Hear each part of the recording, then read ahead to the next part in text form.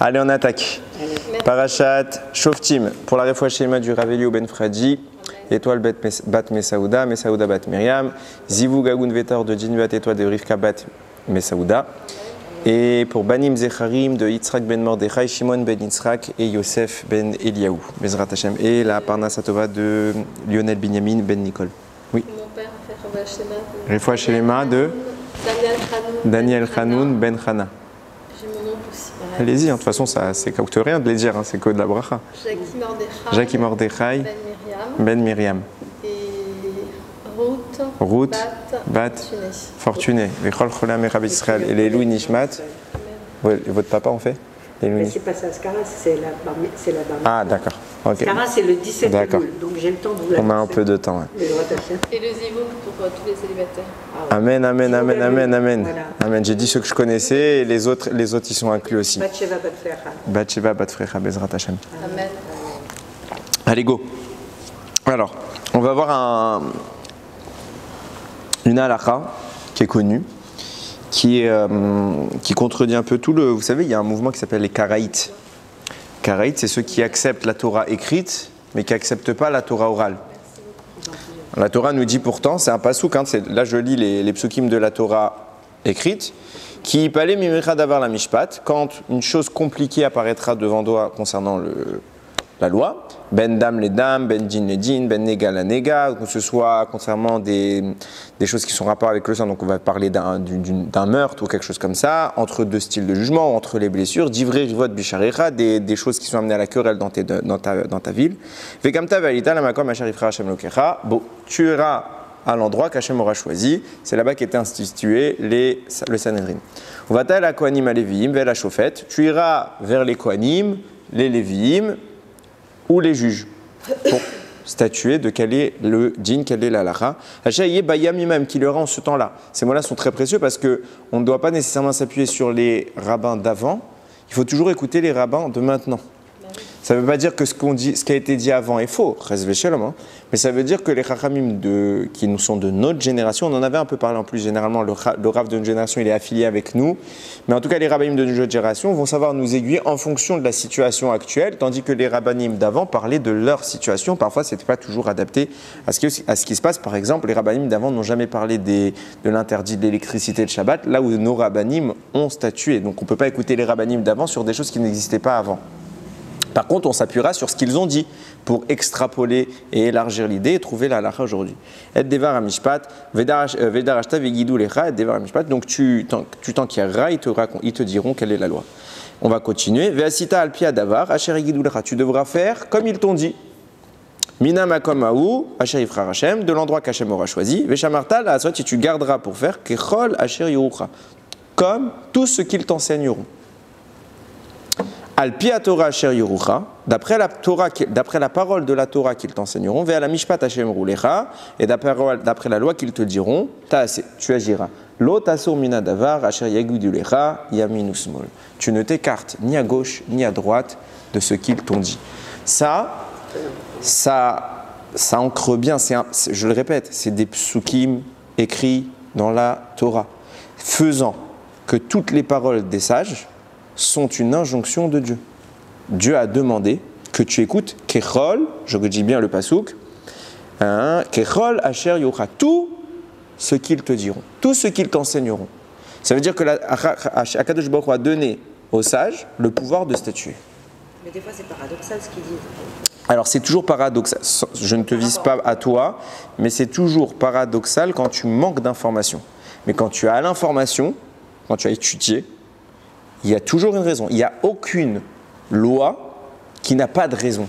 À part les chukim qu'Hachem a donnés. Si c'est Hachem qui les a donnés, ce n'est pas notre sujet. Mais je parle, les sages n'ont jamais, je dis bien jamais, agi sans raison. Jamais institué ou promulgué une loi qui n'a pas de fondement. Jure sur un coup de tête.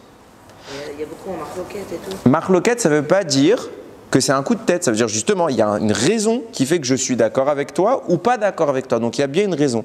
Et malgré cela, les deux sont vrais. Alors j'avais fait une fois tout un shiur sur ça, je crois qu'on en avait parlé une fois. On en avait parlé un peu, ouais, mais... Bien que ça ne va pas être ici l'idée, mais ici je vais essayer de situer, moi mon propos va être ici de situer où sont les sages dans le rapport qu'il y aura dans la Torah. Vous allez comprendre. Donc je disais, première chose, on voit que la Torah a donné ce pouvoir aux sages, faisant que tout mouvement qui serait karaït ou réformé, ça veut dire qu'il ne s'appuierait pas, il ne se baserait pas sur l'opinion des sages, est forcément faux. Et de toute façon, dans toute l'histoire en témoigne, ils ont tous disparu. Il n'y a aucun de ces mouvements qui s'est maintenu ad ayom. Parce qu'il faut bien comprendre, la Gemara parle de plusieurs groupuscules, plusieurs mouvances qu'il y a eu dans l'histoire. Il y a eu les Sadducéens, les Karaïtes, etc. Les Tsedoukim, etc. C'est les Sadducéens. Eh bien, ils étaient en conflit, c'était des Juifs qui n'étaient pas d'accord avec la lecture rabbinique de la Torah.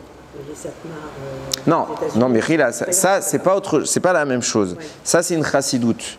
Mais c'est pas ils remettent pas en cause la Torah orale. Ok, c'est encore un autre point de débat. Mais là je parle dans la structure. Est-ce qu'on accepte ou pas? Alors que c'est un passouk clair. Quand quelqu'un il me dit les sages, il faut pas les écouter, je lui dis pourquoi tu mets des tefilines? Parce que le mot tefilin n'est écrit nulle part dans la Torah. La boîte noire, carrée, noire, avec des lanières, n'est mentionnée nulle part dans la Torah. C'est les Chachamim qui demandent. Pourquoi ils font la Brit Mila à leur enfant? C'est pas écrit comment on doit faire la Brit Mila dans la Torah. Il est écrit juste qu'il faut enlever la orla. Ça peut être plein de choses. C'est pas défini. Tout ça, c'est une tradition que Moshe nous a expliqué oralement. L'exemple que j'aime à donner, c'est que la Torah écrite, c'est les notes qu'on a prises pendant le shiur. Et la Torah orale, c'est l'explication que le Rav nous a donnée. Si je vous dis E égale MC2, vous comprenez de quoi je parle. Parce que l'homme qui a inventé cette règle nous a expliqué ce que voulait dire E, M et C. Et il a expliqué sa théorie.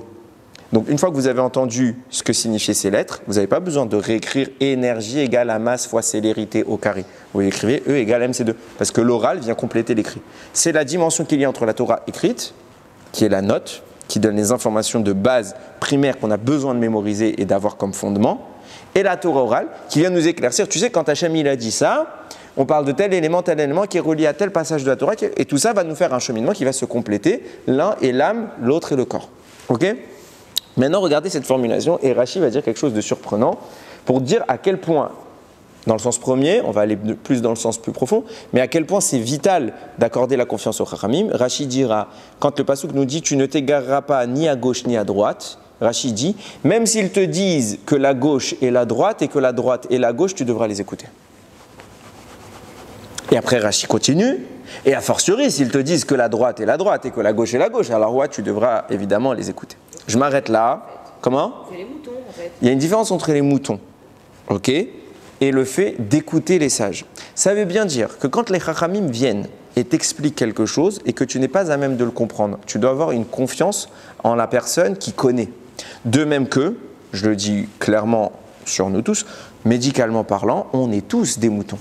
Pourquoi? Parce que si ton médecin te dit de prendre telle substance, tu ne sais pas ce qu'il y a dedans, tu ne sais pas quels sont ses effets, mais tu t'appuies sur le fait que lui est une connaissance que tu n'as pas. Mais je reviens à mon propos parce que c'est pas vraiment le sujet. Regardez ce que je vais essayer d'évoquer. Là, la Torah nous dit, et c'est Rashi, ce que je vous dis, et vous allez voir, ça va être contredit. Rashi affirme, si le Rav, si les Rabbanim te disent que ta droite c'est ta gauche, ça veut dire quoi? Si toi, ils vont à contresens de ce que toi tu envisages, tu les écoutes. Et Rashi rajoute, et c'est là que c'est surprenant, et a fortiori tu les écouteras s'ils te disent que ta droite c'est ta droite. Bah, évidemment que si le Rav me dit que ma droite c'est ma droite, je vais l'écouter. Que Rashi m'apprenne que s'il y a amalgame entre droite et gauche, d'accord, il faut quand même écouter les rabbanim, on doit leur faire confiance parce qu'ils ont un héritage d'études, j'entends. Mais quel est l'intérêt de me dire, même si ta droite c'est ta droite, eh ben, il faut que tu écoutes. Bah, évidemment, si ce qu'il me dit c'est évident, que tout le monde va comprendre, donc il n'y a pas d'intérêt à ce que tu me le précises, évidemment que je vais l'écouter, je n'avais pas besoin de Rashi. D'autant que la Gemara, dans le Yerushalmi, dit complètement l'inverse de Rashi. Il te dit, tu écoutes un Rav, qu'à condition qu'ils te disent que ta droite est ta droite et que ta gauche est ta gauche. Ça veut dire quoi? Ça veut dire qu'on aurait pu croire, et c'est comme ça qu'elle écrit la Gemara dans le Yerushalmi, on aurait pu croire, comme le formule la Torah, tu ne t'égares ni à droite ni à gauche, que ça insinue que même s'il me dit d'aller à contresens, je dois l'écouter. La Torah vient te dire, nous dit la Gemara, tu n'écoutes que si ce qu'il dit a du sens. Alors, on a Rashi qui dit quelque chose, vous pensez sincèrement que Rashi n'a pas lu cette Gemara? En réalité, même cette formulation, pourquoi on nous parle de droite et de gauche? C'est pas ce qui nous intéresse réellement. La Torah nous aurait dû dire, tu écoutes la halachot des rabbanim, point. Quelle que soit leur opinion, ils ont étudié, tu n'es pas spécialiste, eux le sont, fais-leur confiance. Là, on est en train d'affirmer une situation où on nous positionne le Rav. Et regardez comment les Rachamim vont mettre ça le Khatam Sofer, il va mettre ça en exergue. Il compare ça à la tfila. Vous savez, quand vous faites votre Amida, vous finissez en faisant Osé Shalom. Vous faites 3 pas en arrière, et puis vous vous prosternez vers la gauche, puis vers la droite, puis vers le milieu. Pourquoi on fait c'est rapporté dans la Gemara que c'est comme ça qu'on doit agir. Et c'est comme ça qu'on a toujours agi. Pourquoi ça se passe comme ça? Parce qu'en réalité, dans la position où vous êtes, maintenant vous êtes le demandeur, celui qui prie, vous êtes dans un monde où vous êtes extrêmement proche d'Hachem. C'est le monde qu'on appelle dans la Kabbalah Hatzilut. Ok? Entre ce monde et le nôtre, il y a 3 autres mondes. C'est pour ça qu'on va commencer, une fois qu'on est arrivé dans l'Amida, on commence l'Amida en se connectant à ce monde, en se rapprochant drastiquement de Dieu. Et là, on essaye de happer vers nous de plus en plus de shefa, plus en plus de flux qui va nous nourrir pour la suite des événements. Maintenant, une fois qu'on est chargé de ce flux, il faut le ramener dans notre dimension parce que nous, on n'est plus sur Terre. Ma neshama, elle est connectée à quelque chose qui la dépasse. Maintenant, il faut que l'intérêt, c'est que ça agisse sur moi ici, pas là-bas. Donc, c'est pour ça qu'on va reculer de 3 mondes. Chaque pas que vous ferez, c'est l'extraction du monde numéro 1 vers le 2, du 2 vers le 3, du 3 vers le 4. On ramène tout avec nous. Et on ramène tout avec nous. Mais maintenant qu'on fait ça, on est face à Dieu. Donc on doit se prosterner devant Dieu parce que le roi est là. Et donc on doit marquer une certaine révérence. Donc c'est pour ça qu'on va se prosterner. Les 3 fois, c'est des notions kabbalistiques. Mais regardez l'ordre qui est mis. C'est d'abord la gauche, puis la droite, puis le centre. Or, on sait dans la Torah qu'il y a toujours préséance pour la droite. C'est l'action. La droite, c'est justement la miséricorde, c'est la bonté d'Hachem. Donc surtout quand je pars, avec plein de cadeaux, j'ai prié, j'ai obtenu des choses, j'essaye de les ramener avec moi. Je ne cherche pas à me prosterner, la gauche c'est la rigueur, la droite c'est la miséricorde. Je cherche à me tourner d'abord vers la miséricorde pour lui dire, maintenant que je les ai, laisse-les moi. Et une fois que la miséricorde a agi, elle me les a laissés, je peux me tourner vers la rigueur et lui dire, bon bah même si tu n'es plus d'accord, là c'est déjà acquis. Okay, mais là, on commence toujours les mitzvot. Vous savez, on fait toujours les mitzvot avec la main droite. Quand vous tenez le kiddush, c'est avec la main droite, idéal. Le kidouche avec la main droite? Oui, toutes les mitzvot. Tout ça, oui. Toutes les mitzvot. Alors, j'ai jamais. Eh ben voilà, au moins je t'ai appris quelque chose. Tout de suite à la main droite. Que la tzedaka et Non, toutes les mitzvot, généralement, je vais te dire encore plus que ça. Quand on sonne du chauffard, a priori, c'est pas quelque chose qui empêchera, mais on sonnera du côté droit, parce que c'est la miséricorde. Quand vous tiendrez plus pour les hommes, quand on va tenir le qu'on va faire les mouvements de rotation, même si on doit faire tout un tour, on va tourner vers la droite. Toujours la droite dans la Torah, parce que la droite, c'est pas qu'on est raciste des gauchers, je suis gaucher, mais c'est qu'on est en train d'évoquer ici que la droite instigue la miséricorde. Et nous, on cherche toujours la miséricorde. Et là, on voit que quoi? Au moment de sortir de la tfila, on se prosterne en priorité vers la gauche, ce qui est pas ce qu'on a l'habitude de faire. Et Chachamim nous explique, mais c'est parce qu'en réalité, on ne vise pas notre gauche, on vise celui qui nous fait face. Celui qui nous fait face, c'est la présence divine, c'est Dieu. Quand je me prosterne vers la gauche, je suis à la droite d'Hachem. Alors pourquoi le cœur est à gauche? Il faudra lui demander. Je ne sais pas. Il est au milieu, il penche vers la gauche. Ça, je ne sais pas. C'est pas nécessairement lié. En attendant, ce que j'essaie d'expliquer, c'est que quand je me penche vers la gauche, je donne face à la droite de Dieu. Donc je commence bien par la miséricorde d'Hachem. Et je lui dis, s'il te plaît, laisse-moi partir avec tout ça. Puis après, je me tourne vers ma droite qui s'avère être sa gauche, et puis au centre. À faire attention, parce que moi, je dis ça surtout pour les hommes qui sont à la synagogue le vendredi soir, il y a souvent cette heure quand on fait, vous savez, les chadodi. À la fin de les chadodi, qu'est-ce qu'on fait? On se lève. Et quand on dit Boïkala, Shabbat Melketa, on accueille la reine Shabbat. Donc c'est pour ça qu'en fait, à ce moment-là, tout le monde se retourne. Donc là, ça veut dire dans cette direction, il y a le Echal, tout le monde va regarder vers là.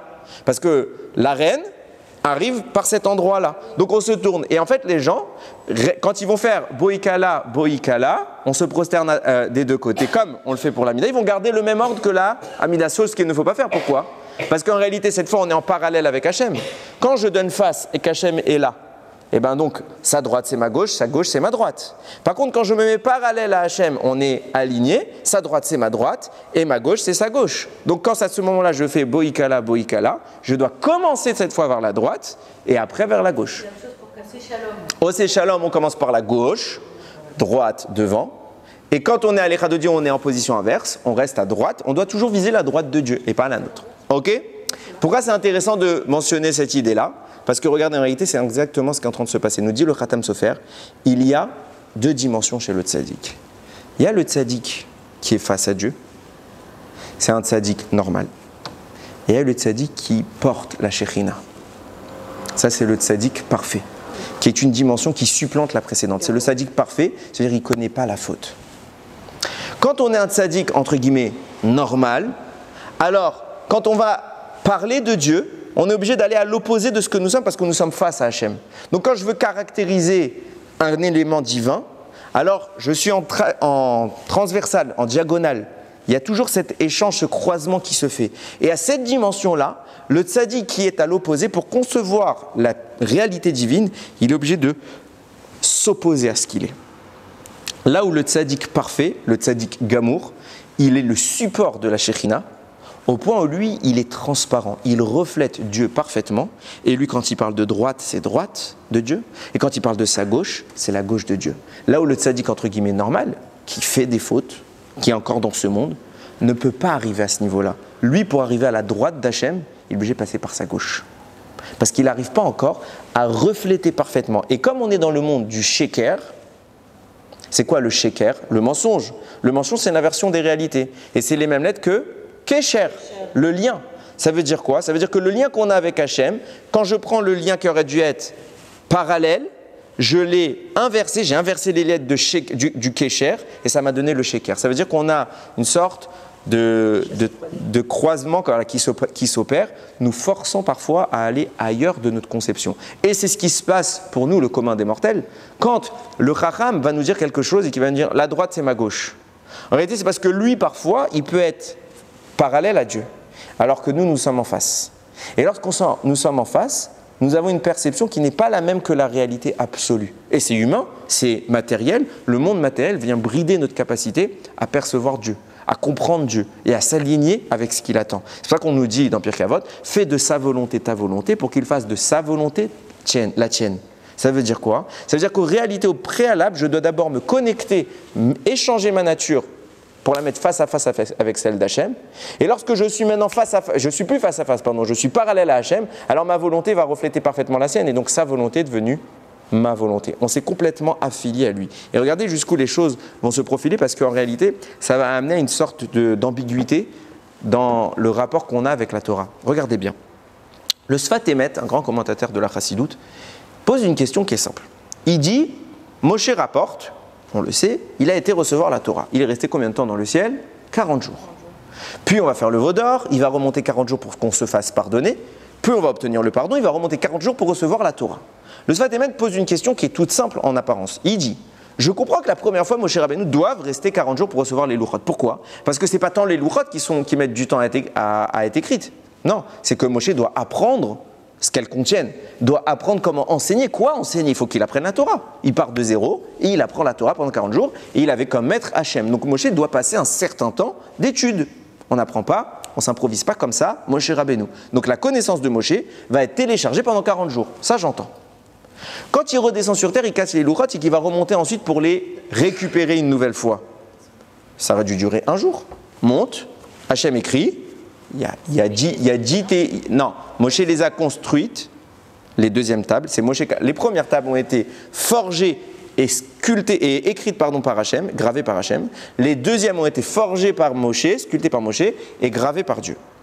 Ok? C'est le doigt d'Hachem qui a à nouveau écrit, entre guillemets le doigt. Maintenant, puisqu'il s'agit en apparence de recevoir à nouveau les tables, leur contenu, tu les connais. C'est la Torah que tu as appris il y a maintenant de ça 40 jours. Donc en fait, tu aurais dû monter, redescendre tout de suite. Pourquoi Moshe doit passer à nouveau 40 jours? Et là, le Sfat Emet va, regardez les psukim, je vous les lis bien. Baloti Ahara, lorsque je suis monté la première fois, la Karat Luchot Avanim Luchot Aberit, pour prendre l'étape de la loi, l'étape de l'alliance, Asher Karat Hashem Imachem, qu'Hachem avait établi avec vous, Va Eshev Bahar Arbaim Yom Varbaim Laila. J'ai résidé dans la montagne 40 jours, 40 nuits. Ça, c'est la première fois. Deuxième fois, et voici que je me suis tenu sur la montagne, Kayami Marishonim, comme la première fois, Arbaim Yom Varbaim Laila. 40 jours, 40 nuits, chose totalement inutile. Et vient le Sfat Emet et il répond. Il dit en réalité parce que Moshe a dû apprendre une nouvelle Torah. Non, je vais expliquer. La première fois que Moshe passe 40 jours dans le ciel, il étudie la Torah. Il parle la Torah une Torah qui est compatible avec des tzadikim gumurim.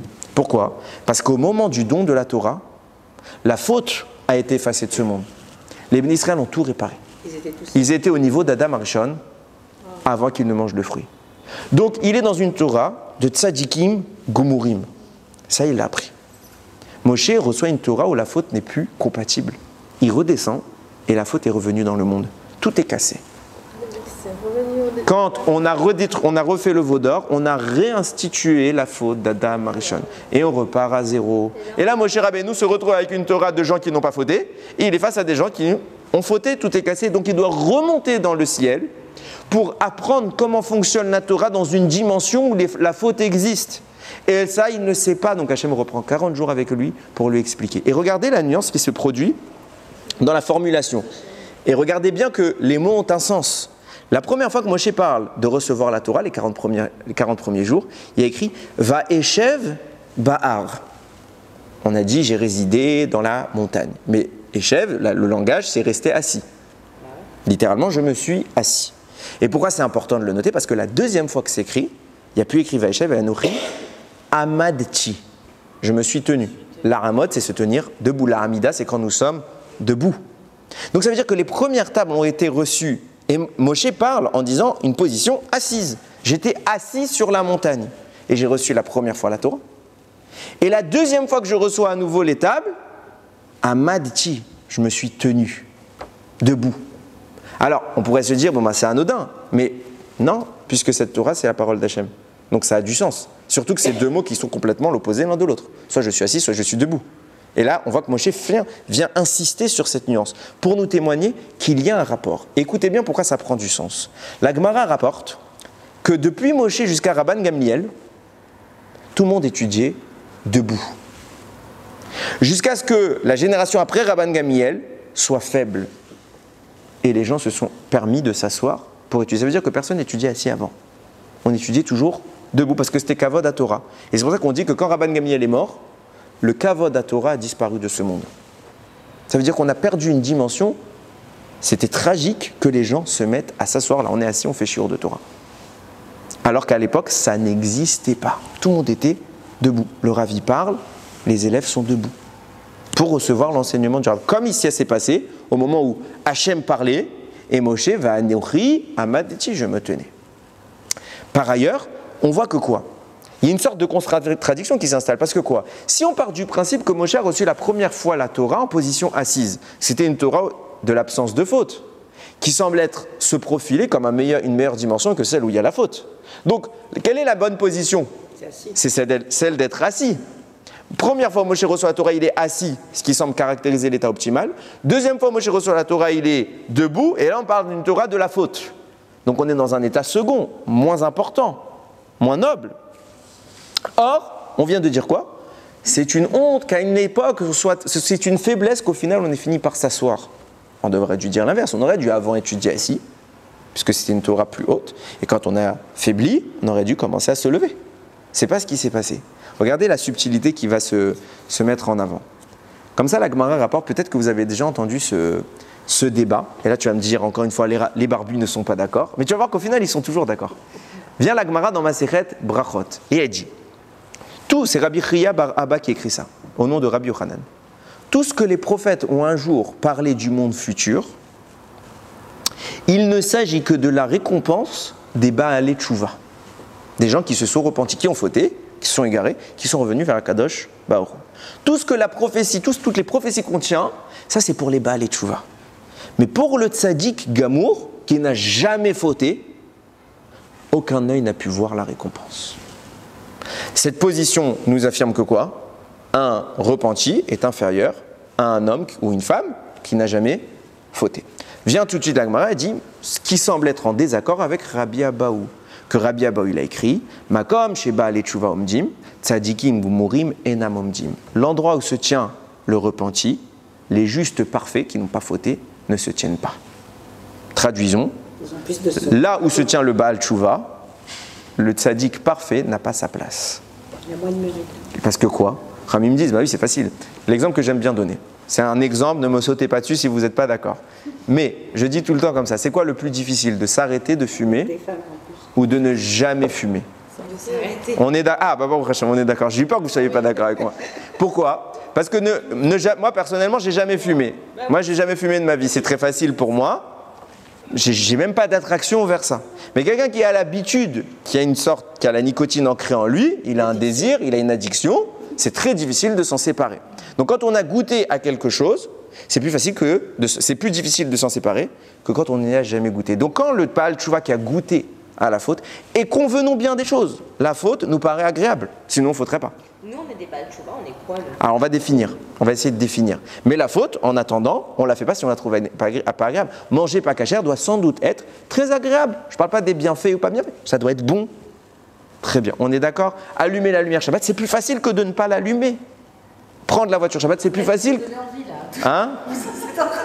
Mais justement, c'est ça toute la beauté du judaïsme, c'est que nous, notre force, c'est de savoir dire non à ce que notre corps nous réclame. On est attiré par quelque chose et on lui dit non. Ce qui va dire que quoi? Un Baal Tchouva qui est maintenant imbibé dans le désir, lui doit dire non, là où le tzaddik qui n'a jamais fauté n'a pas besoin de dire non, puisque lui, il n'a pas commencé. Donc on a l'impression que quoi?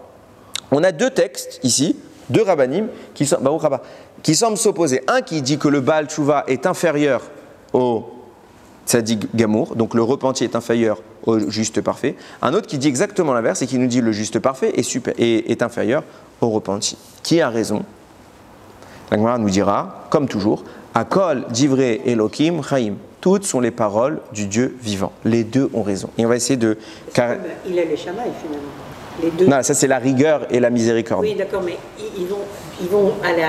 Oui. Le résultat résultat est là. Mais moi j'ai une question qui est toute simple. Et je pense que beaucoup de personnes ont déjà dû se la poser. Si on part du deuxième avis qui exprime l'idée de dire que le Baal Tchouva, finalement, qui a fauté, qui va faire un effort énorme de se rattraper et de se rapprocher à nouveau d'Hachem, oui, on peut atteindre le pardon parfait. Mais c'est un travail, ça peut prendre toute une vie, mais au final, quelqu'un qui cherche à faire Tchouva, il n'y a pas de raison que ça ne marche pas, mais il faut qu'il soit sincère. Mais on va préciser la madriga qu'on peut atteindre avec ça. Regarde bien ce que j'essaye de dire. Je disais donc, quelqu'un qui a fauté peut finalement atteindre un résultat, d'après Rabbi Abaou, supérieur à quelqu'un qui toute sa vie a fait l'effort de ne pas fauter. Ça veut dire que quelque part, quelle que soit la raison, je ne suis pas en train de dire est-ce que c'est plus dur ou pas plus dur, mais quelle que soit la situation, finalement, il est dans une situation dont la conclusion sera plus avantageuse. Ayant fauté, il peut viser plus haut. Alors que celui qui n'a jamais fauté, comme le dit Rabbi Abaou, l'endroit où se tient les Baal et Tchouva, eh ben, ils ne peuvent pas se tenir les tzadikim gourim. Donc ça veut dire que quelqu'un qui n'a jamais fauté ne pourra jamais me rattraper. Alors que lui qui est descendu, qui a fait tout ce qu'il a voulu dans sa vie, bien sûr il fait tchouva, je ne suis pas en train de le juger. Mais il y a quand même une injustice de se dire, moi j'ai rien fait de ma vie, j'ai toujours été droit, je suis resté toujours collé à toi, je t'ai jamais abandonné. Lui il t'a un jour abandonné, tu lui donnes finalement plus que moi. Donne-nous la même chose. Au moins la même chose. Mais pourquoi il a plus que moi? Et pourquoi on se pose cette question? Et pourquoi il y a une discussion entre Rabbi Chia, enfin c'est plutôt Rabbi Yochanan et Rabbi Abaou, un qui dit qui hiérarchise les choses et qui les hiérarchise dans un sens opposé. C'est parce qu'en réalité on ne sait pas ce qu'est un Baal Tchouva. C'est pour ça que je te dis que tu vas comprendre maintenant c'est quoi. Est-ce que nous sommes des Baal Tchouva? Est-ce que les tzadikim sont des Baal Tchouva? Qu'est-ce que c'est qu'un Baal Tchouva? Vient de nous dire Rachamim, le Shem Mishmuel il écrit comme ça. Quand on a reçu les premières tables, il n'y avait pas de Torah orale comme vous avez peut-être voulu l'insinuer tout à l'heure. Il n'y avait pas de Torah orale. Pourquoi? Parce que la sainteté qui se dégageait des premières tables de la loi, puisqu'on était des tzadikim parfaits, la sainteté qui s'en dégageait nous permettait au travers des 10 commandements de connaître toute la Torah. Ça veut dire qu'à la lecture du texte, de ces 10 phrases, et ça aurait suffi, il n'y avait besoin de rien d'autre, on avait les 613 mitzvot, leur explication, les commentaires des sages, les commentaires du Midrash, les commentaires de la Kabbalah, on avait tout. Il suffisait de lire et tout était écrit. On voyait le sens profond des choses. Les deuxièmes tables vont mettre un écart, une frontière entre nous et Dieu, au point où on ne voyait plus rien. Les deuxièmes tables étaient un pur texte, comme vous pourriez le voir dans n'importe quel sidour, n'importe quel chumash. Il n'y avait plus la manifestation, la compréhension immédiate. Oui, excusez-moi. Je pense que c'est un niveau de conscience. Bien évidemment, puisque en réalité on perd conscience. Qu'est-ce que ça veut dire perdre la conscience? Ça veut dire... En fait. C'est des niveaux plus élevés en fait. Mais non, mais je pense que... Alors dites-moi si c'est ce que vous vouliez dire, sinon reprenez-moi. C'est la notion du da'at qui est descendu plus bas. C'est pour ça que, comme je l'ai dit tout à l'heure, on a remis au goût du jour la faute d'Adam Arishon qui était la consommation du Etz à Da'at. La faute du Etz à Da'at, c'est d'avoir fait descendre le Da'at à un endroit où il n'est pas le sien. On l'a déplacé. Et donc la conscience, que veut dire le Da'at, c'est quelque part érodé. et on ne voit plus les choses. Et là où, d'un simple regard des 10 commandements, on avait toute la Torah, subitement, il n'y a plus rien. La lumière se retire.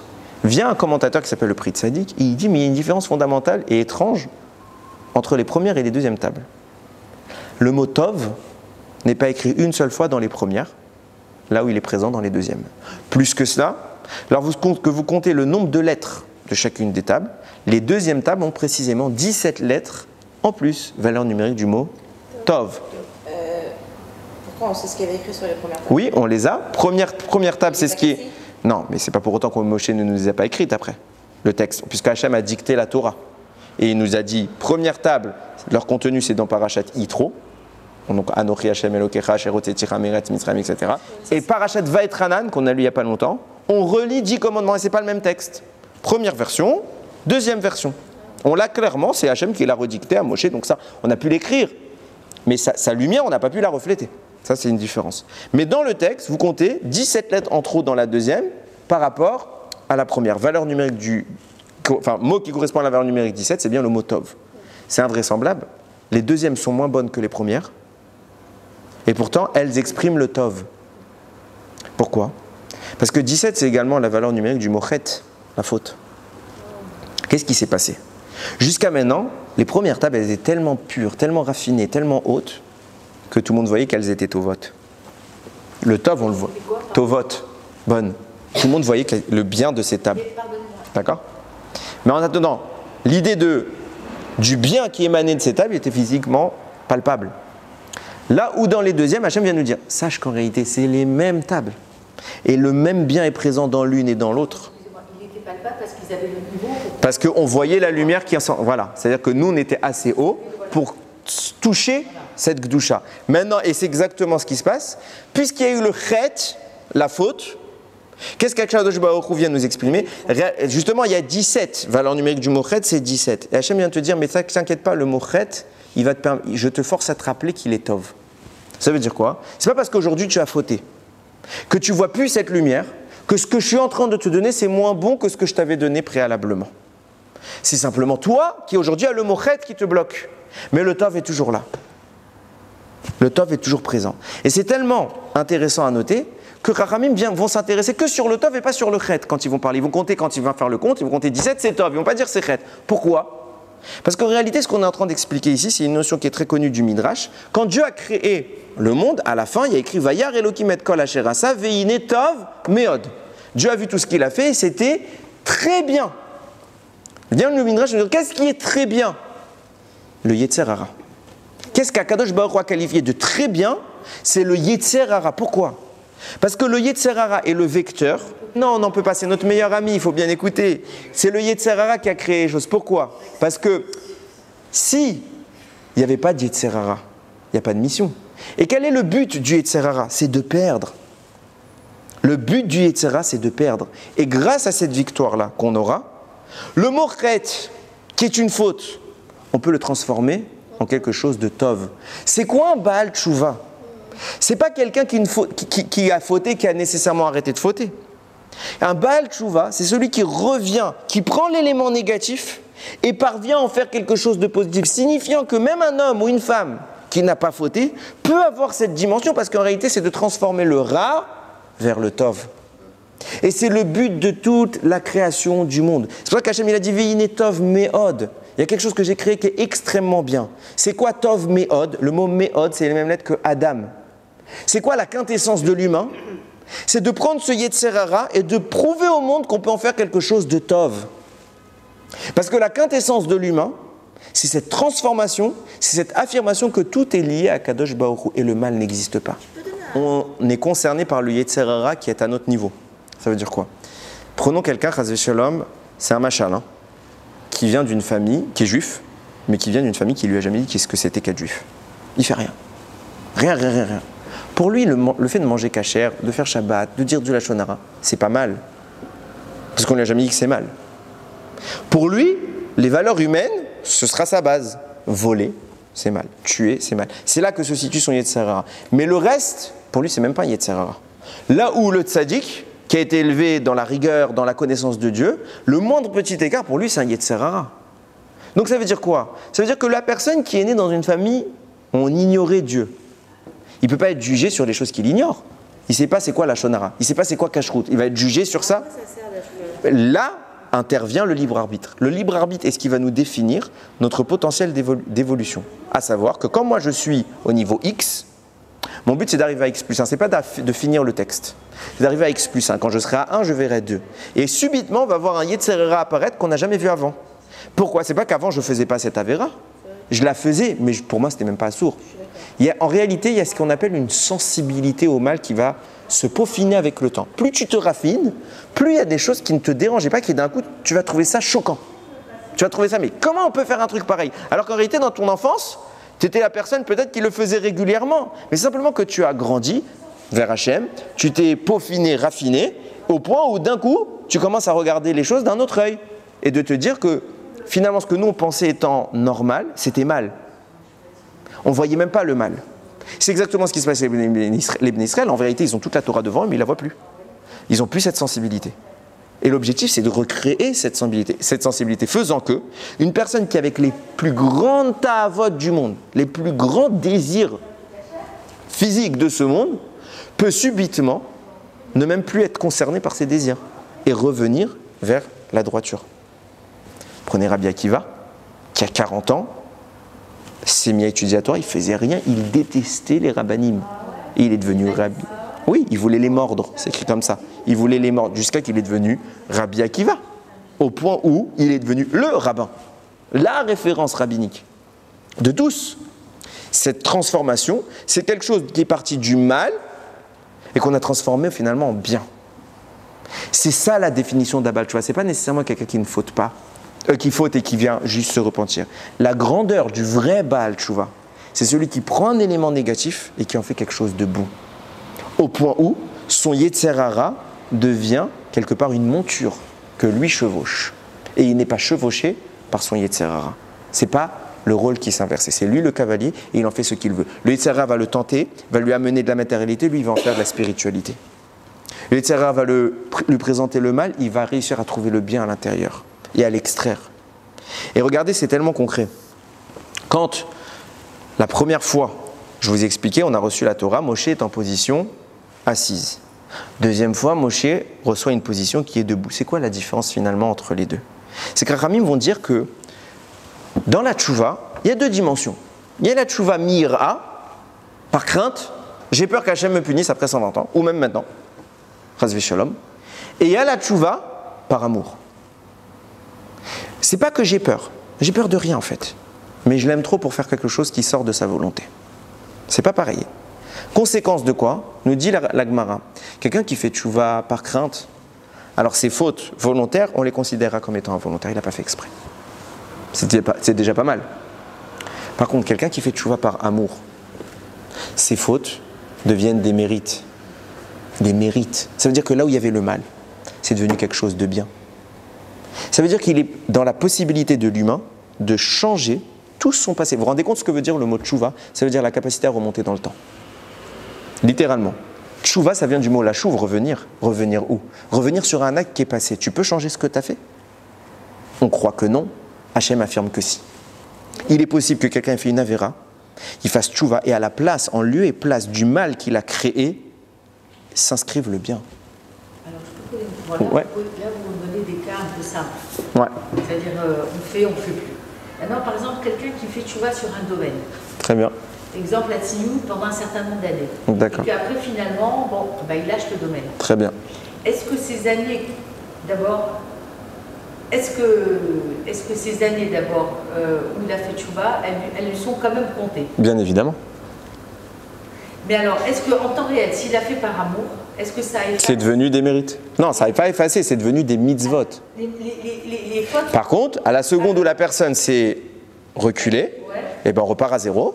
Par exemple, mais Pas effacer le passé du bien.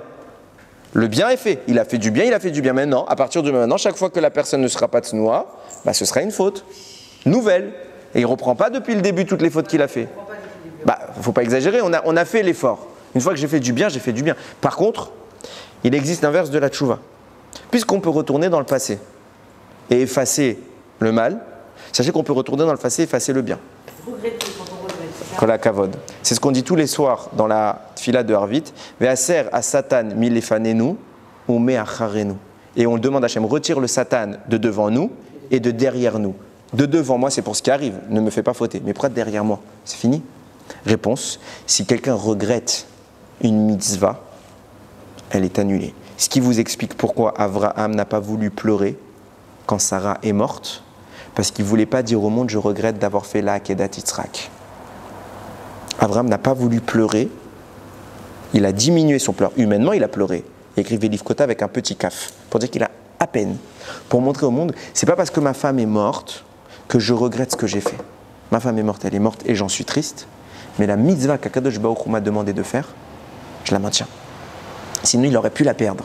Et c'est juste même derrière nous que le Satan nous attaque. C'est-à-dire même sur le passé, il va nous donner les raisons de regretter. Quelqu'un qui avait un contrat à 1 million, il l'a pas fait parce que c'était Shabbat.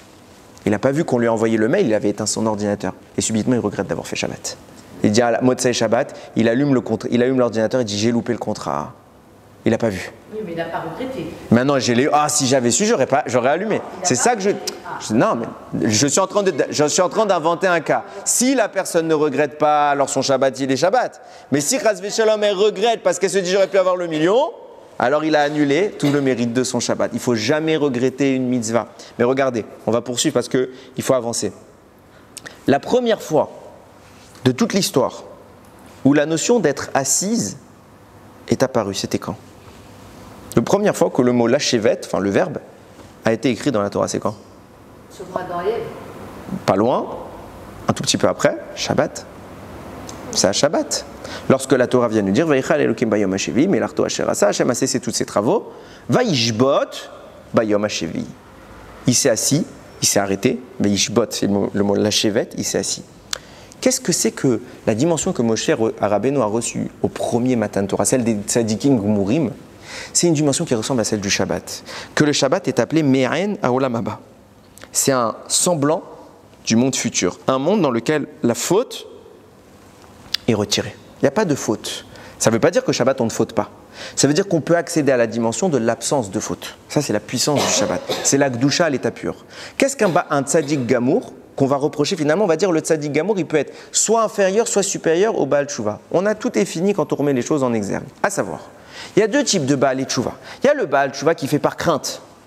Celui qui fait par crainte, alors on lui efface des fautes, mais il n'est pas tzadik pour autant. Vis-à-vis du tzadik gamour qui n'a jamais fauté, le Baal Tshuva par crainte est inférieur. Comme le disait Rabbi Yochanan. Par contre, celui qui fait Tshuva par amour, puisque tout le mal qu'il a fait est transformé en bien, alors il dépasse celui qui n'a jamais fauté. Parce qu'au final, il n'a jamais fauté, lui non plus. Et au contraire, il a activement fait le bien. Alors vous allez me dire, mais c'est pas juste, celui qui n'a jamais fauté, pourquoi il serait dénigré? Réponse, mais lui aussi peut-être un Baal Tshuva. Qu'est-ce qu'un Baal Tshuva? C'est quelqu'un qui cherche à détruire le mal, pour en faire du bien. Il cible les énergies mauvaises pour les chasser et les transformer en positives. Donc ça veut dire que même un tzaddik qui n'a jamais fauté peut être appelé un Baal Tshuva. Qu'est-ce qu'un Baal Tshuva? Il efface le mal.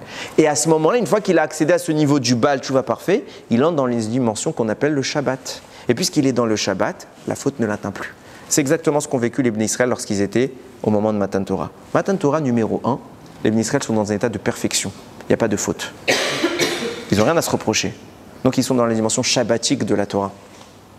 Moshe est assis, comme Hachem s'assoit le jour du Shabbat. Par contre, quand la faute est revenue, deuxième Matan Torah, alors une confrontation apparaît, celle contre le mal. Et là, il faut changer la stature, il faut prendre le mal, l'intervertir pour en faire du bien. Quel est l'inverse du mot ra? C'est R. Dans les lettres. J'intervertis les lettres. R, c'est quelqu'un qui se mit en horaire, il se réveille. Ça veut dire qu'il faut prendre le mal et chercher le réveil. Le mal, c'est ce qui vient nous endormir. Donc on se lève. Quand on se réveille, on se lève. Et on se confronte, on se bat. Et c'est là qu'intervient l'idée que je voulais vous dire. À savoir que Makom, oui. Dans tous les cas, vous pourrez l'appliquer. Regardez ce qu'il disait tout à l'heure Rabbi Abaou. Makom chez Baale Tshuva Omdin, Tzadikim Murim Enam Omdim. Là, l'endroit où se tiennent les Baale Tshuva, les justes ne se tiennent pas. Il n'y a pas dit qu'ils n'ont pas leur place, ils ne se tiennent pas. C'est quoi la différence entre un Baal Tshuva et un Tzadik Gamo? Il y en a un qui est debout, l'autre qui est assis. C'est pour ça qu'il dit les Tzadikim ne se lèvent pas. Enam Omdim. Ils ne sont pas debout. Qu'est-ce qu'on est en train de dire? Si tu veux être dans la dimension du Baal Tshuva, il n'y a qu'une simple action, détruire le mal. Tu t'appelleras Baal Tshuva.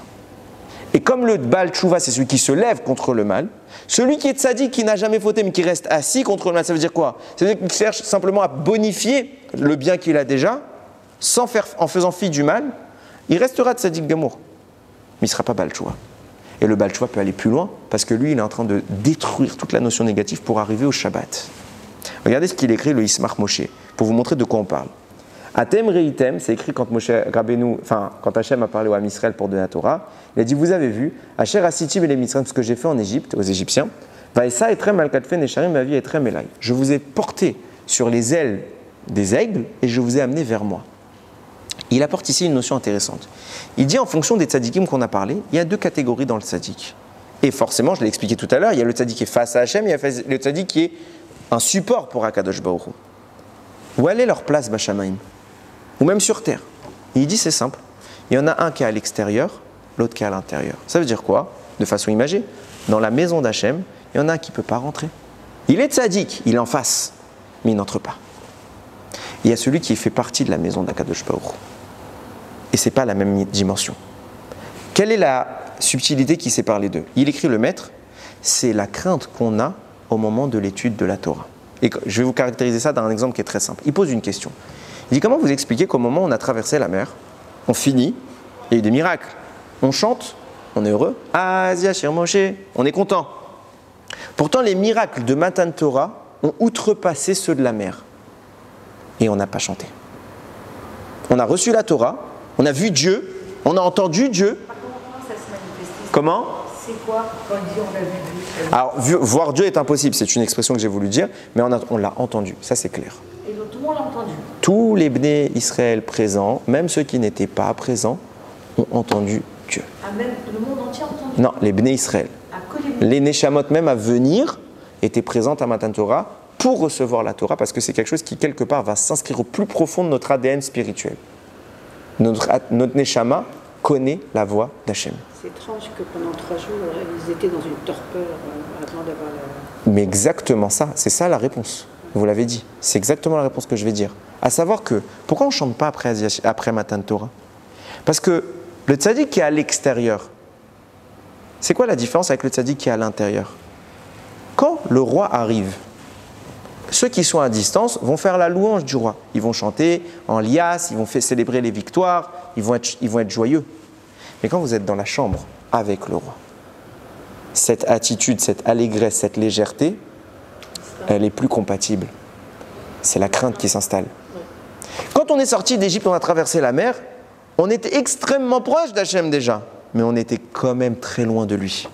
Hachem dit, vous auriez pu penser que cette traversée-là, dans laquelle il est écrit, que la plus petite des servantes ou le plus petit des esclaves a eu un dévoilement prophétique qui dépasse celui de Yécheskel le prophète, on aurait pu se dire, alors il n'y a rien derrière, on est au top, on arrive au paroxysme de la proximité. Vient nous dire Hachem, non, non, non, Atem ritem asher asitim les Mitzrayim, vous avez vu ce qui s'est passé quand vous avez traversé la mer? Ça c'était le premier niveau. Après qu'est-ce que j'ai fait? Vaïsa etrem, je vous ai porté sur les ailes des aigles, Vavi etrem, et je vous ai amené vers moi. Ça veut dire qu'étant subitement la population qui était en train d'accueillir en liasse le roi, vous êtes devenus les membres de sa maison. Vous êtes entrés dans le palais, vous êtes devenus des proches du roi.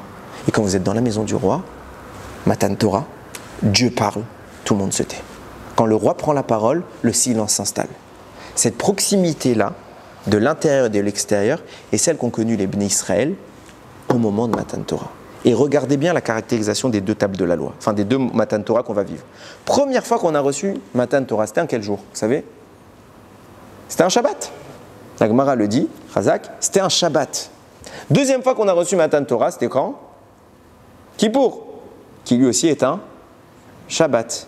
Kippour est appelé Shabbat, Shabbaton. Pourtant, c'est un Shabbat qui peut tomber en semaine.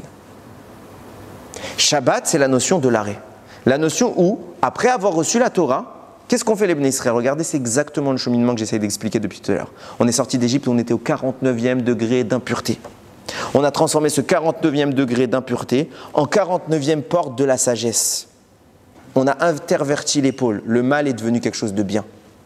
Donc on arrive à une tchouva parfaite. Conséquence de quoi on peut rentrer dans la dimension du Shabbat. La Torah est donnée un Shabbat. La Torah nous émerveille, on a accès à tout. La faute ne fait plus partie de ce monde. Deuxième tendance, on faute. Donc on doit repartir, j'explique juste cette idée pour ne pas m'embrouiller, on doit repartir et remonter. Et là, une nouvelle Torah est établie, celle d'un Shabbat mais en semaine. C'est quoi un Shabbat en semaine? C'est un Shabbat où on doit quand même continuer à agir. On doit se faire pardonner, c'est toute la notion inhérente à Kippour, mais par l'action. L'action qui transforme le mal vers le bien. Qu'est-ce que c'est Kippour? C'est la kapara. Ça veut dire j'avais des fautes, je les ai pu. Et regardez quelle est la posture idéale le jour de Yom de Kippour. C'est debout. Comparable aux anges. On n'est plus assis. C'est pas un Shabbat normal. Shabbat, on nous dit au contraire, assis-toi, repose-toi, connecte-toi parfaitement à Dieu, que le bien, pas le mal. Kippour, on nous prive de tout ça. Reste debout, ne mange pas, ne prends pas de plaisir. Tu es dans un Shabbat parce que tu dois viser ce Shabbat. Tu dois retourner, mais tu es dans le Shabbat de la tchouva. C'est pas un Shabbat où tu profites du travail de ce que tu as fait dans la semaine. C'est un Shabbat où tu es encore actif dans ce travail. Et tu essayes de remonter. Et regardez comment c'était l'introduction de mon shiur. Je vous ai dit quoi tout à l'heure? Rachid nous a dit, même si le Rav te dit que la droite c'est la gauche et que la gauche c'est la droite, tu l'écoutes. Et a fortiori, s'il te dit que la droite est la droite, ben c'est exactement les deux tzadikim dont je parle depuis tout à l'heure. Il y a le tzadik qui se tient à l'extérieur, qui est un tzadik. Il dit vrai, il a étudié, il connaît, il caractérise le divin. Mais là, puisqu'il est à l'extérieur et qu'Hachem est à l'intérieur, à la porte, ils se font face. La droite du tzaddik est à la gauche d'Hachem. La gauche du tzaddik est à la droite d'Hachem. Mais ça, c'est le tzaddik qui est resté dehors. Par contre, le tzaddik qui, toute sa vie, va faire l'effort de transformer le mal en bien, au point où le mal n'existe plus chez lui, il n'exprime que le bien, alors il reflète immédiatement Hachem, il est à l'intérieur. Il supporte la présence divine. Et à ce moment-là, sa droite, c'est la droite, et sa gauche, c'est la gauche. C'est pour ça que Rachid disait, si un tzaddik qui te dit que la droite, c'est la gauche, et que la gauche, c'est la droite, tu l'écoutes. Et a fortiori, c'est un tzaddik qui te dit que la droite est la droite. Parce qu'en réalité, Rachid est en train de caractériser les deux niveaux. Tzaddik normal et tzaddik qui est rentré auprès d'Akadosh Baruch Hu. Pareillement, on nous disait la Gemara tout à l'heure, il faut que le tzaddik arrive à la dimension où la droite est la droite. Parce que même si tu es tzaddik, mais que tu es à l'extérieur, tu as encore du travail. Parce qu'on n'est pas dans le monde du premier Matan Torah. Dans le monde du premier Matan Torah, on pouvait rester assis. Il n'y avait pas de problème. C'est pas grave de rester assis. Qu'est-ce que ça veut dire rester assis? Ça veut dire qu'on est dans le monde shabbatique. Dans le monde où on profite du labeur de toutes ces années de travail qu'on a vécu dans ce monde. On a terminé le travail. On entre dans cette dimension parfaite. Mais puisqu'on a régressé à un monde inférieur, le monde du travail, alors à ce moment-là, on doit travailler. Et le travail, c'est ce que fait le Baal Tshuva. Il s'efforce de transformer le mal en bien. Et regardez comment, je veux conclure cette idée. La Pirkei Avot dit, à Shoshat Dvarim, à Olam Omed. Sur trois choses, le monde, Omed, se tient. À la Torah, à la Avoda et à la Gmilut Chassadim. Sur la Torah, le travail. C'est quoi le travail? C'est le mitzvot. Mais c'est un travail qui consiste à prendre la Torah, celle qu'on a reçue en deuxième pôle, et lui permettre de changer le mal vers le bien au travers de nos actions dans ce monde. Un travail. Et tout ça doit être encadré par le chesed, la bonté. S'il n'y a pas ces trois composantes, le monde s'effondre. Parce que le rôle du tzaddik, c'est de faire cette tchouva qui permet à la shérina d'être supportée, d'entrer auprès d'Akadosh Baruch Hu, pas de rester à l'extérieur. Et en réalité, c'est ce qui se passe quand on arrive là, cette semaine, fin de la semaine, on est en Elul. Oui, je voulais dire la dimension du mois d'Elul. Ben c'est ça, c'est la tchouva. Moi, je me rappelle quand j'étais jeune, mes rabbanim me disaient qu'eux, ils ont vu comme ça, que quand le Rav, le Shabbat, il annonçait le mois de Elul, il y avait des femmes dans la Ezrat Nashim qui faisaient des malaises. Tellement ils tremblaient de peur de se dire, Ribono Shalom, je vais devoir faire le bilan. Le problème qu'on a aujourd'hui, et vous l'avez dit tout à l'heure, on n'a plus le date. On ne sait même pas ce que ça veut dire. Il y a Hachem qui va venir nous juger. En d'autres mots, notre année peut s'arrêter ou pas. On devrait trembler. Quand on attend un résultat d'un procès, on est inquiet. Quelle va être la décision? On ne sait pas, nous, maintenant. Bien sûr que vous ne savez pas. Mais ce qui nous intéresse, ce n'est pas tant de savoir quel sera le résultat, parce qu'on va le constater, le résultat. Ce qui nous intéresse, c'est de tout faire pour qu'il soit du bon côté. Et qu'est-ce qu'on fait pour ça? Tchouva. Mais bien malheureusement, c'est qu'on n'arrive pas à concevoir. C'est quoi tchouva? Comment je transforme le mal en bien? On va faire un bilan de notre année. Qui, sincèrement, s'assoit et se dit, Ribono Shel Olam, c'est vrai que cette année, j'ai fait telle chose bien. On peut se le reconnaître qu'on a fait des choses bien. Mais j'ai fait telle chose mal. Le problème qu'il y a, c'est qu'on ne se remet pas en cause. On se dit toujours que ce qu'on a fait, c'est nous qui avons bien fait. Parce qu'on n'a plus ce date que vous parliez tout à l'heure. On ne voit plus. Tout est mes boules-balles. Tout est embrouillé dans notre esprit. Enfin, nous, on est quand même là un groupe, alors qu'ils sont tous dehors en train de faire la fête. Chazvé Shalom, ils ne sont pas tous dehors en train de faire la fête. Il y en a, en effet, vous avez. Déjà, permettez-moi de vous dire que je ne vous ciblais pas, Chazvé Shalom, je vise en général. Mais bien évidemment, bien évidemment. Et regardez, je vais vous dire même plus que ça. Je vais vous dire encore plus que ça. C'est quoi la différence entre quelqu'un qui vient à un cours, qui se fatigue à venir à un cours, et quelqu'un qui par exemple, puisque moi je les mets sur Internet, quelqu'un qui va écouter un cours sur Internet. Je ne parle pas de quelqu'un qui n'a pas pu venir. Parce que quelqu'un qui n'a pas pu venir, il est en cas de force majeure. Quelqu'un qui a pu venir et qui se dit mais ça ne sert à rien, finalement je vais le voir sur Internet. Une différence fondamentale, celle de l'effort. Nous ne serons jugés que sur nos efforts. En réalité, moi je vais vous le dire très clairement, on se fiche complètement du niveau que vous aurez atteint à la fin de votre vie. Je veux pas, Hachem ne voudra pas savoir si vous étiez Moshe Rabbeinu, ou Myriam, ou Sarah, ou Rivka, ou Rachel. Ça, c'est pas ce qui l'intéresse. Ce qu'Hachem vise, c'est de savoir où est-ce que vous étiez à la naissance et où est-ce que vous êtes arrivé à la fin. Et c'est cette transformation du mal, parce on doit être moins bien à la naissance qu'au résultat fini. Cette transformation de nos défauts en qualité est la seule qui a de la valeur. C'est pour ça que tout à l'heure, dans l'exemple que je citais, je disais quoi ? Quelqu'un qui vient d'une famille qui ne connaît strictement rien. Il ne serait pas jugé sur ce qu'il ne pouvait pas faire. Il serait jugé sur ce qu'il pouvait faire. Ça ne sert à rien de définir et de... C'est pour ça que vous ne me verrez pas souvent vous raconter des histoires, des rabbinim qui faisaient telle et telle et telle et telle chose. C'est des exemples, je ne suis pas contre. Mais finalement, ce n'est pas toujours ce qui nous concerne. Parce que quand je vais vous raconter l'histoire, je ne sais pas, par exemple, de Rav Steinman qui jamais s'appuyait sur son dossier. Sur son dossier de chaise. Il ne s'est jamais appuyé. Parce qu'il ne voulait pas profiter de ce monde. Je vais vous parler d'un homme qui en réalité pour nous est un alien. Parce que sa dimension de proximité avec Hachem, elle est trop loin de moi. Et Hachem ne me jugera pas si je fais ça moi. Lui peut-être, moi non. Parce que je ne suis pas à ce niveau. Peut-être qu'à la fin de ma vie, amen, j'y arriverai. Mais l'idée, ce n'est pas celle-là. L'objectif, c'est de savoir aujourd'hui où est-ce que tu es. Si aujourd'hui tu es au niveau 1 et tu arrives à arriver au niveau 2, tu es aussi grand que Moshe Rabbeinu. C'est tout ce qu'on demande. Pas besoin de viser la lune. Viser ce qui est accessible. C'est ce qu'on appelle, c'est Rav Dessler qui évoque cette idée, c'est le point du libre arbitre. Le point du libre arbitre, ça veut dire, par rapport à où je suis, je vise l'étape suivante. Je ne vise pas 3, 4, 5 étapes. L'étape suivante, c'est soit je avance d'un pas, soit je recule. Mais je ne stagne pas. C'est impossible. Physiquement, pas possible. On progresse ou on régresse. Et comment on conclut ça? C'est ce qu'on appelle la tchouva. Oui? On est sur une pente, c'est exactement. On est sur une pente, soit ça monte, soit ça descend, mais on ne peut pas tenir. Mais puisqu'on parle des loups, là, moi ça m'émerveille toujours de cette crainte qu'on a à Kippour, pensant que toutes les fautes vont être effacées par Dieu. Ah, pas pensant, elles sont effacées. Oui, mais je veux dire, bon, on n'a pas encore, si on ne s'est pas fait pardonner par autrui. Évidemment que si quelqu'un ne fait pas de tchouva, si quelqu'un ne fait pas de tchouva, il ne peut pas avoir un vrai pardon. Ouais. Mais il aura quand même un peu. Kippour est un jour en soi qui pardonne. C'est déjà, bon, ce sera peut-être l'occasion d'y revenir, parce que ce n'est pas le propos. Mais je vais terminer avec cette idée. Oui. Allez-y. Non, pas du tout.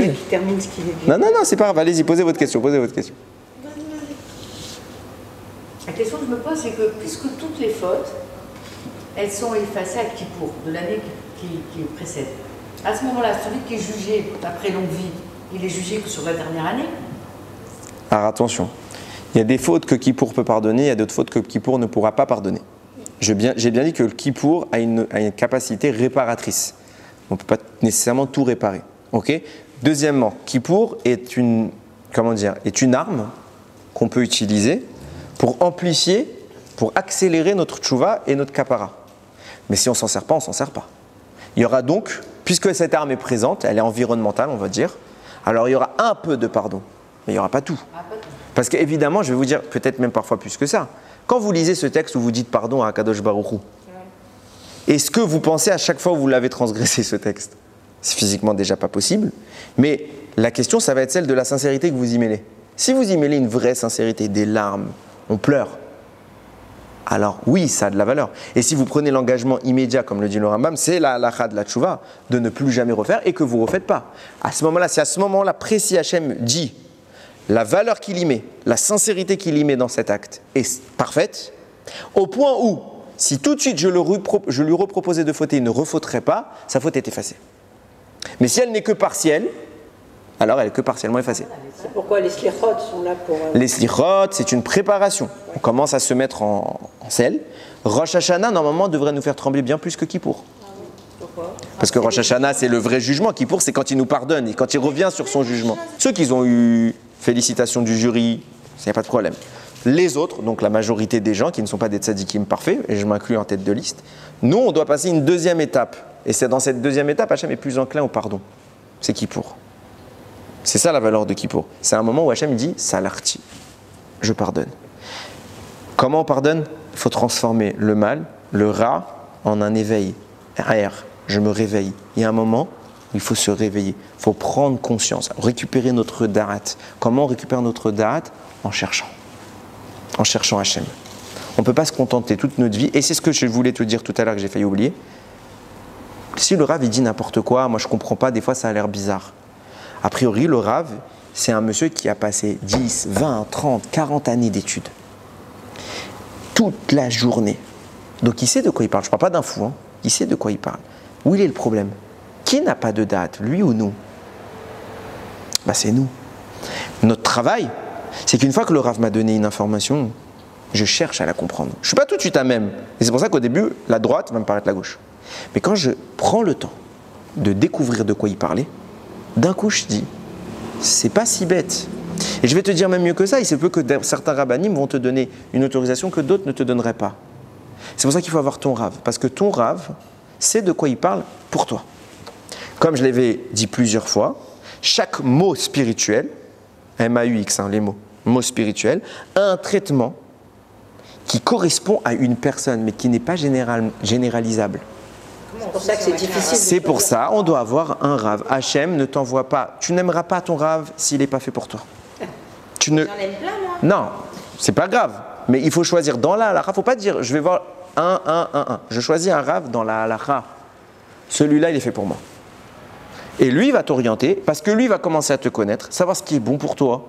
Dans quel cas on peut autoriser certaines choses, dans quelle fois c'est plus difficile, dans quelle manière t'orienter. Et ça, tu peux envisager un progrès. Sans ça, tu ne peux pas envisager de progrès, parce que tu vas dans tous les sens. Et aller dans tous les sens, finalement, c'est stagner. Il faut prendre un point de référence et progresser avec un Rav. Seul un Rav peut t'aider.